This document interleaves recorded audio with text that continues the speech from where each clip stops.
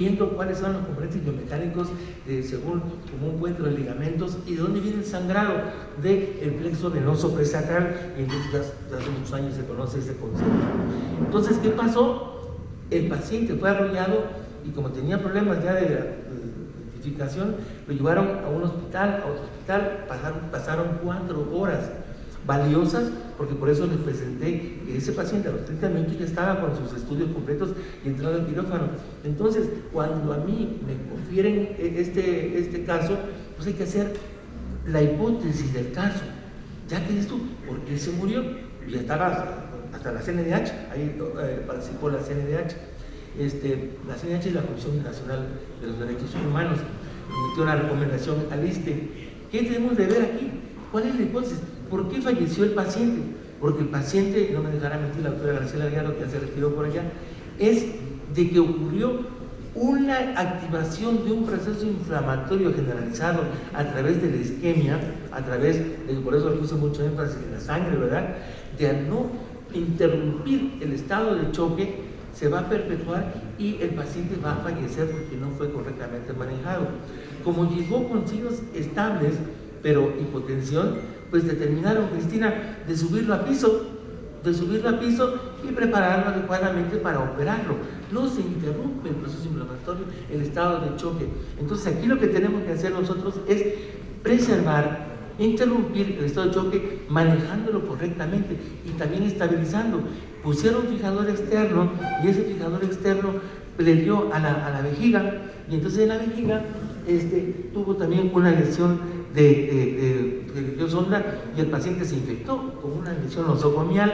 3 gérmenes distintos se aislaron y en este momento nosotros tenemos que decir por qué falleció el paciente, lo peritas y lo ganamos ante el tribunal. ¿Por qué? Porque argumentamos que bajo estos principios que les estoy mencionando debemos de tener bien protocolizado cómo vamos a tratar a un paciente y cómo vamos a tener el concepto de bioética y de moral.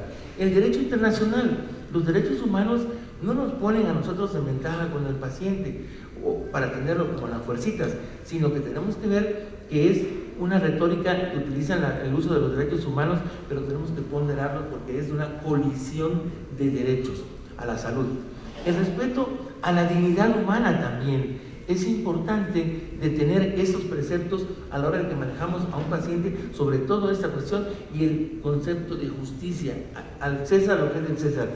Y la ley está principalmente destinada para garantizar la dignidad del paciente, pero aplicando conocimientos que tengan. Por eso es que yo le digo, esta plática va dedicada a la gente en formación, donde muy poca gente sale de Magdalena y se va a Alemania, como dice Hobbes, ¿verdad? O a otro país a presentar trabajos, a investigar, etcétera, a estudiar. Luego, entonces, nosotros tenemos que ver que el derecho persigue, como en la CONACYT, la certificación, que tengamos los conocimientos mínimos y respaldados por una cuestión.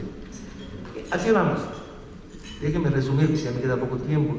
En aspectos legales, el cirujano trauma tiene la responsabilidad de entender las nuevas condiciones y adaptarse a ellas. La vida moderna, estamos bien informados los pacientes, están los abogados esperándonos afuera del hospital, entonces esas son las circunstancias nuevas a las que estamos expuestos. Sin embargo, no debemos olvidar que al realizar el proceso de atención médica hay que apegarnos a la lex artis, a la ley de la medicina, y la ética nos permite establecer un lazo de confianza entre el paciente y las familias, sobre todo cuando no tienen conciencia, ¿verdad? Están inconscientes, y nos lleva a una atención asertiva, sustentada en la cientificidad, como dijo Hobbes, ya lo cité, de que no son clavos, no son la nueva prótesis o la placa, sino es aplicar el concepto científico, y este foro de profesores dan todo, ¿verdad? Nos llevan a ver que, como dijo Graciela, no tenemos la comunicación inmediata a través de un helicóptero y tratar al paciente como en Alemania, de que desde el sitio de la lesión, la ambulancia con paramédicos, con médicos especialistas en la materia que hacen guardias de ahí, le pasan los líquidos, lo anestesian y también le pasan los antibióticos, como preconiza la doctora Frida Medina Rodríguez. Bueno, ese es mi mensaje de la cuestión de las demandas. No hay que tener miedo si actuaste correctamente con apego a la lex artis, a la cientificidad y a los principios bioéticos. Gracias.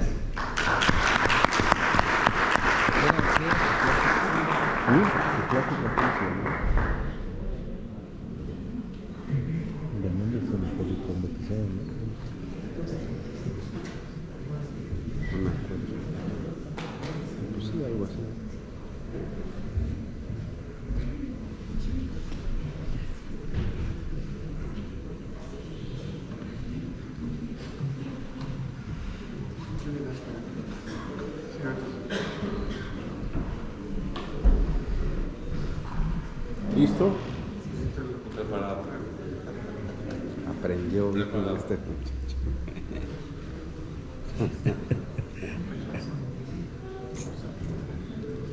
Aprendió la diferencia.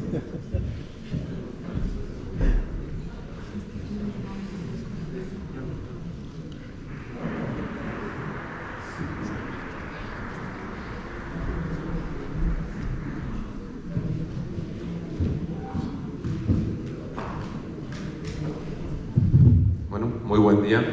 Es un gusto para mí estar aquí y volver a casa. Gracias, maestros, gracias a todos ustedes por estar aquí. Vamos a hablar ahora, me toca cambiar un poco de tema. Vamos a volver al tobillito famoso, que me recuerdo las palabras de mi maestro Benjamín. Todo un tobillito cualquiera lo opera, pero no todo lo deja bien. No tengo ningún conflicto de interés. Lo que sí es que tengo que marcar que soy muy partidario de AO y me rijo por los lineamientos de AO. Los objetivos de este caso es presentar un caso relevante, presentar la secuencia del abordaje diagnóstico terapéutico, presentar la secuencia quirúrgica y fundamentarlo con lo que está descrito en la literatura. El escenario es un masculino de 18 años con una lesión única, caída con un mecanismo de supinación, rotación externa del tobillo izquierdo, y es un angelito con un índice de masa corporal de 30 kilogramos sobre metro cuadrado. Tenemos esta radiografía, hoy en día todo es más fácil, por WhatsApp nos llegan las cosas y tenemos este mensaje. El doctor puede venir a ver a este paciente y tenemos solo estas radiografías. Bueno, cuando menos tenemos una B lateral y no me voy a entender en la descripción de la radiografía, pero en estos casos ya una fractura trimalolar del tobillo ya se considera una fractura compleja, porque involucra al menos 3 fragmentos, 3 fracturas, a veces hasta 4 cuadrimalolares. Entonces, si tenemos en fracturas de meseta tibial o en fracturas de húmero proximal, pues, si les pedimos de manera rutinaria TAC, ya se ha visto que se debería hacer lo mismo también con los tobillos. Entonces tuvimos a bien a pedirle la tomografía, y no es lo mismo ver estas lesiones ni que ver esto en una tomografía. No podemos tener estos detalles de estas lesiones en una radiografía simple, aunque tengamos una P de mortaja o una buena P o una buena lateral.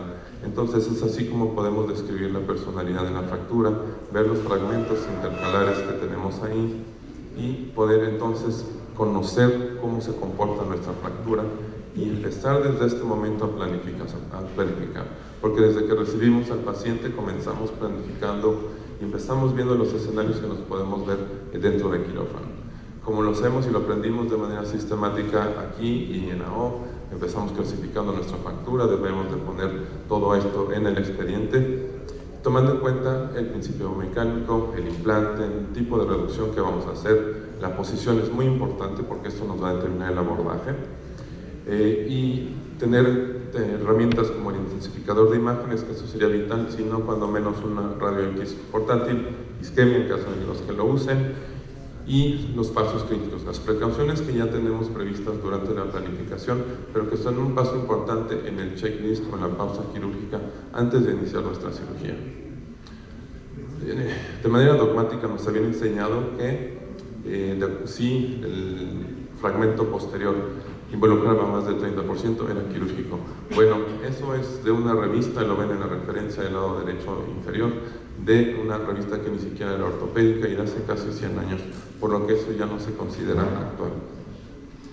Lo que sí existe es evidencia que dice que no hay sustento para ignorar estos fragmentos posteriores. Lo que sí es que existe evidencia de que fijar el fragmento posterior le restaura estabilidad al tobillo. Y ya también está descrito que de acuerdo a los fragmentos y la manera en que se comporta la fractura hay abordajes. Este trabajo del doctor Arrondal en Argentina nos provee un protocolo de cómo abordar y qué abordajes utilizar en caso de que fragmentos estén comprometidos.